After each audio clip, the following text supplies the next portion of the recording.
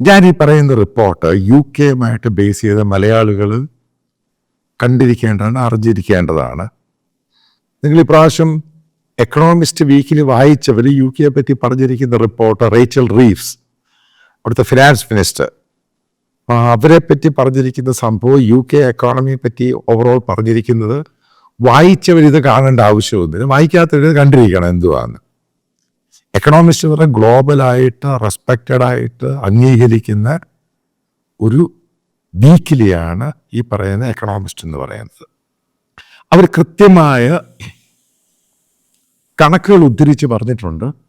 U K economy തകർച്ചയിലാണ്, collapse ആകാനുള്ള സാഹചര്യം കൂടുതലാണ്.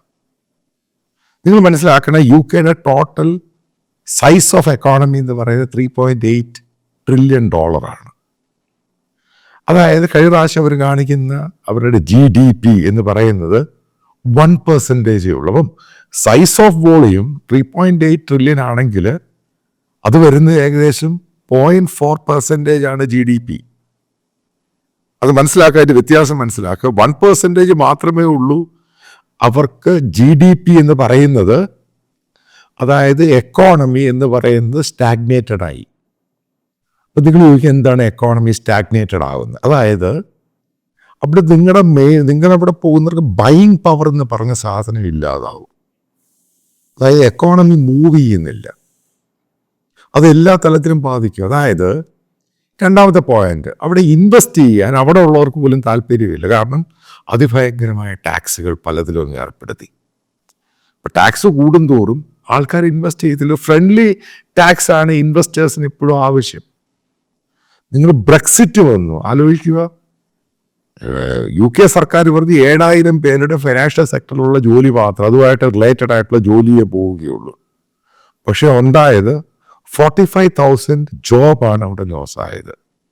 പിന്നീട് മനസ്സിലാക്കുക, ബ്രെക്സിറ്റ് വന്ന ശേഷം, അതായത് യു കെയിലുണ്ടായിരുന്ന പല കമ്പനികളും പലയിടത്തോട്ടങ്ങ് ഷിഫ്റ്റ് ചെയ്തു. അപ്പോൾ ആ ഷിഫ്റ്റ് ചെയ്ത കമ്പനികൾ ഏകദേശം 100,000-ലധികം ഉണ്ടെന്നാണ് പറയുന്നത്. പല കമ്പനികളും പലരും ആംസ്റ്റർഡാമിൽ പോയി, ചിലർ പാരീസിൽ പോയി, ലക്സംബർഗിൽ പോയി, മറ്റുള്ള ഭാഗത്തോട്ട് പോയി. അതേപോലെ അവിടെ തൊഴിലെന്ന് പറഞ്ഞ സാധനം, അതായത് ജോബ് സെക്ടർ, ജോബ് എന്ന് വെച്ചാൽ നമ്മൾ ലേബർ എന്ന് മാത്രമല്ല ജോബ് എന്ന് പറഞ്ഞ് ഉദ്ദേശിക്കുന്നത്, മറ്റു പല ഫിനാൻഷ്യൽ സെക്ടറുണ്ട്, മറ്റുള്ള സെക്ടേഴ്സ് ഉണ്ട്. അത് പൂർണ്ണമായിട്ട് ഇവിടെ നിന്ന് കുറഞ്ഞു പോയി, ഡിക്ലൈൻ ചെയ്തു. സംഭവം സീരിയസ് ആണ്. അപ്പം നിങ്ങൾ ചോദിക്കും, യു കെ പോലെയുള്ള എക്കണോമിയിൽ അവരുടെ GDP എത്ര ആയിരിക്കും? ഉറപ്പായിട്ടും അതും ഇതിൻ്റെ അത് പറയുന്നുണ്ട്. GDP എന്ന് പറയുന്നത് 2 to 3% GDP ഉണ്ടെങ്കിൽ മാത്രമേ, അതായത് പോകാൻ പറ്റും, അതായത് നമുക്ക് മൂവ് ചെയ്യാൻ പറ്റും. 1% എന്ന് പറയുന്നത് നിങ്ങൾ ഉദ്ദേശിക്കുന്നത് വളരെ സീരിയസ് ഇഷ്യൂവാണ്. കാരണം 1%, 2 to 3% ഉണ്ടെങ്കിൽ മാത്രമേ ആ രാജ്യത്തിന് ഒരു സാധാരണഗതിയിൽ ചലിച്ചു പോകാൻ പറ്റുകയുള്ളൂ. അപ്പം നിങ്ങൾ ചോദിക്കുക, എൻ്റെ റോബസ്റ്റ് എക്കോണമി, എൻ്റെ ഗ്രോത്ത് എക്കോണമി എങ്ങനെയാണ്? അത് 3 to 4% വന്നു കഴിഞ്ഞാൽ എക്കോണമി ഗ്രോ ചെയ്യുന്നു. ഇതാണ് ഇതിൻ്റെ അകത്ത് ടോട്ടൽ ഈ കാൽക്കുലേഷൻ എന്ന് പറയുന്നത്. അതായത് പിന്നെ മറ്റ് പ്രധാനപ്പെട്ട ഘടകം എന്ന് പറയുന്നത്, ഈ അടുത്ത സമയത്ത് യു കെയുടെ ഫിനാൻസ് മിനിസ്റ്റർ, അവർ പറയുന്നത് ചാൻസലർ ഓഫ് എക്സ്ചെക്കർ എന്നാണ് പറയുന്നത്. നമ്മുടെ ഈ ഫിനാൻസ് മിനിസ്റ്റർ എന്ന് പറയുമ്പോൾ റേച്ചൽ റീവ്സ്, ഒരു എക്കണോമിസ്റ്റാണ്, ലേബർ പാർട്ടിയുടെ ലീഡറാണ്. ഇവർ അടുത്ത സമയത്ത് ചൈനയിൽ പോയിട്ട് ഇൻവെസ്റ്റ്മെൻറ്റ് വാങ്ങി, ഏകദേശം £600 മില്യൺ. അപ്പോൾ ചൈനീസ് ഗവൺമെൻറ്റിൻ്റെ കമ്പനികൾ അവിടെ സോളാറും മറ്റുള്ള സാധനങ്ങൾക്ക് ഇൻവെസ്റ്റ് ചെയ്യാൻ പോവുക.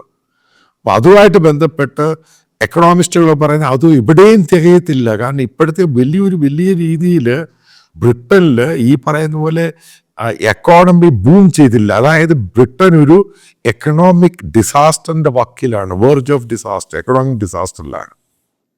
അതായത് വന്നില്ല എങ്കിൽ ബ്രിട്ടൻ്റെ എക്കണോമിക് കൊളാപ്സ് ഉണ്ടാവും. അതായത് സാധാരണക്കാരൻ്റെ, കാരണം ഇൻഫ്ലേഷൻ ഹൈ, അത് ഈ പാൻഡമിക്കിന് ശേഷം അത് കൺട്രോൾ ചെയ്യാൻ പറ്റിയിട്ടില്ല. അത് പല രീതിയിലും പല സെക്ടറിലും എവിടെയും ഇൻവെസ്റ്റ്മെൻറ്റ് വരുന്നില്ല, ജോബ് ക്രിയേറ്റ് ചെയ്യുന്നില്ല, സാധനങ്ങൾക്ക് സാധാരണക്കാരന് വാങ്ങാൻ പറ്റുന്നില്ല, എക്കോണമി സ്റ്റാഗ്നേറ്റഡ് ആയി. അതായത് നിങ്ങൾ മനസ്സിലാക്കേണ്ട സംഭവമുണ്ട്, ഇന്ന് ഈ പണ്ട് 1990 മൻമോഹൻ സിംഗ് വരുന്നതിനേക്കാളും പരിതാപകരമാണ് ബ്രിട്ടൻ്റെ എക്കോണമി. ഇതാണ് ഇതിൻ്റെ കമ്പയർ ചെയ്യുമ്പോൾ നമ്മൾ മനസ്സിലാക്കാൻ സാധിക്കുന്നത്. അതായത് ആരെങ്കിലും ഏതെങ്കിലും ഒരു രാജ്യം വന്ന് അമേരിക്ക വന്ന് ഇടപെട്ട് സാമ്പത്തികമായിട്ട് ഇതിനെ സഹായിക്കാതെ ഇൻവെസ്റ്റ് ചെയ്യാതെ ബ്രിട്ടൻ എന്ന് പറഞ്ഞ സാധനം മുന്നോട്ട് പോകാൻ വലിയ പാടാണ്. ഞാൻ ആ റിപ്പോർട്ട് വായിച്ച ശേഷം അനലൈസ് ചെയ്താണ് ഈ സംഭവം പറയുന്നത്. അതായത് അവിടെ ഉള്ളവർ വളരെ കരുതിയിരിക്കുക. കാരണം എക്കണോമി സ്റ്റാഗ്നേറ്റഡ് ആയിക്കഴിഞ്ഞാൽ ഇത് ഫർദർ പോകാൻ വലിയ പാടാണ്. 1% GDP എന്ന് പറയാം, അത് സൈസ് ഓഫ് എക്കോണമി നമ്മൾ നോക്കുവാണെങ്കിൽ 0.4% ആണ്. പക്ഷെ 1% GDP കാണിക്കുമ്പോൾ അവിടെ സാധാരണ പിന്നെ ഇൻഫ്ലേഷനും ഹൈയാ, സാധാരണക്കാരന് താങ്ങാൻ പറ്റും. കാരണം ടാക്സുകൾ ഭയങ്കരമായിട്ട് അങ്ങ് കൂട്ടി. 40% ടാക്സ്, ഇൻഷുറൻസ്, അതൊക്കെ വലുതായിട്ട് കൂട്ടിക്കഴിഞ്ഞപ്പോൾ ഏതായാലും ഈ രാജ്യത്തിന് മുന്നോട്ട് പോകുന്ന കാര്യമില്ല. കാരണം വലിയ പാടാണ്. അതായത് ആരെങ്കിലും വന്ന് ഈ സംഭവം ഏറ്റെടുക്കാതെ വലിയ രീതിയിൽ റിഫോംസും സ്ട്രക്ചറും ചെയ്യാതെ ബ്രിട്ടീഷ് എക്കോണമി മുന്നോട്ട് പോകാൻ വലിയ പാട്. കാരണം തകർന്നു പോകും. ഇത് ഞാൻ മാത്രം പറയുന്നില്ല, പല ഒപ്പീനിയൻ മേക്കേഴ്സിനെയും കോട്ട് ചെയ്ത് പല ആൾക്കാരും എക്കണോമിസ്റ്റുകളൊക്കെ പറയുന്നുണ്ട്. അതായത് റേച്ചൽ റീവ്സ് എന്ന് പറയുന്ന ഫിനാൻസ് മിനിസ്റ്ററും കീത്ത് സ്റ്റാമറിൻ്റെ ക്യാബിനറ്റ് കൊടുക്കുന്ന പല തീരുമാനങ്ങളും ബ്ലണ്ടറാണ്. ഇത്രയും ഹൈ ടാക്സും ഇൻഫ്ലേഷനും ഈ ആരും ഇൻവെസ്റ്റ് ചെയ്യാൻ ആരും വരുന്നില്ല. അതുപോലെ ചൈനീസ് ഇൻവെസ്റ്റ്മെൻറ്റ് വന്നു കഴിഞ്ഞാലുള്ള പ്രശ്നം മറ്റുള്ള രാജ്യങ്ങൾ അടുക്കത്തില്ല. അത് ബ്രെക്സിറ്റും എക്സിറ്റും പാൻഡമിക്കും എല്ലാം കൂടെ ചേർന്ന് ഈ മറ്റുള്ള ഇമിഗ്രേഷൻ എല്ലാം കൂടി ബ്രിട്ടനെ കംപ്ലീറ്റ് ആയിട്ടങ്ങ് കുളവാക്കി. അപ്പം അതിൻ്റെ ഭാഗമായിട്ടാണ് അവിടെ ഈ പ്രശ്നങ്ങളെല്ലാം ഉണ്ടായിരിക്കുന്നത്. അതായത് വരാനുള്ള ദിവസങ്ങളിൽ ബ്രിട്ടീഷ് എക്കോണമിയാണ്, അത് മനസ്സിലാക്കേണ്ട ഒരു പവർഫുൾ രാജ്യമാണ്. പക്ഷേ എക്കോണമി തകർന്നു കഴിഞ്ഞാൽ അതിൻ്റെ വെടി തീർന്നു പോകും. അതായത് ഏതായാലും ഒരു അമേരിക്ക എന്ന് പറഞ്ഞ രാജ്യം ഉള്ളിടത്തോളം കാലം അവരെ തകരാൻ സമ്മതിക്കത്തില്ല. അതാണ് ഞാൻ എൻ്റെ ഒരു കാഴ്ചപ്പാടെന്ന് പറയുന്നത്. കാരണം അമേരിക്കൻ ബ്രിട്ടൻ തന്നെ അതേപോലൊരു ബന്ധമാണ്.